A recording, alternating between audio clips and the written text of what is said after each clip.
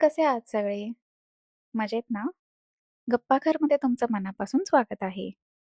मागच्या भागात आपण पाहिलं की प्रभू श्रीराम आणि लक्ष्मण ऋषी विश्वामित्रांसोबत मिथिला नगरीत पोहोचले. मिथिला हे राजा जनकांचं राज्य होतं. राजा जनक खूप ज्ञानी आणि न्यायप्रिय राजा म्हणून ओळखले जात होते. त्यांची कन्या होती सीतामाई. सीतामाई अत्यंत बुद्धिमान, शांत आणि दयाळू स्वभावाच्या होत्या. सीतामाईंच्या विवाहासाठी राजा जनकांनी एक स्वयंवर ठेवला होता. पण या स्वयंवरात एक खास अट होती. राजा जनकांकडे भगवान शिवांचं एक प्रचंड धनुष्य होतं, शिवधनुष्य. अट अशी होती की जो हा धनुष्य उचलून त्याला प्रत्यंचा लावेल, त्याच्याशी सीतामाईंचा विवाह होईल.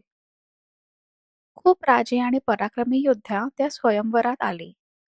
प्रत्येकाने प्रयत्न केला, पण कोणालाही ते धनुष्य हलवणं सुद्धा शक्य झालं नाही. हे पाहून राजा जनकांना थोडी निराशा वाटली. त्यांना वाटलं कदाचित कोणीही धनुष्य उचलू शकणार नाही.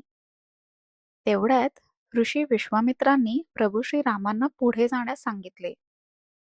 प्रभू श्रीराम शांतपणे पुढे गेले. सगळ्यांचे लक्ष त्यांच्याकडे होतं. प्रभू श्रीरामांनी सहजपणे शिवधनुष्य उचललं आणि जेव्हा त्यांनी त्याला प्रत्यंचा लावण्याचा प्रयत्न केला, तेव्हा अचानक एक प्रचंड आवाज झाला. शिवधनुष्य 2 तुकड्यात तुटलं. संपूर्ण सभागृह थक्क झालं. हे पाहून राजा जनक अत्यंत आनंदी झाले. त्यांनी घोषित केलं, सीतामाईंचा विवाह प्रभू श्रीरामांशी होईल. आणि अशा प्रकारे प्रभू श्रीराम आणि सीतामाईंची कथा एका नवीन वळणावर आली.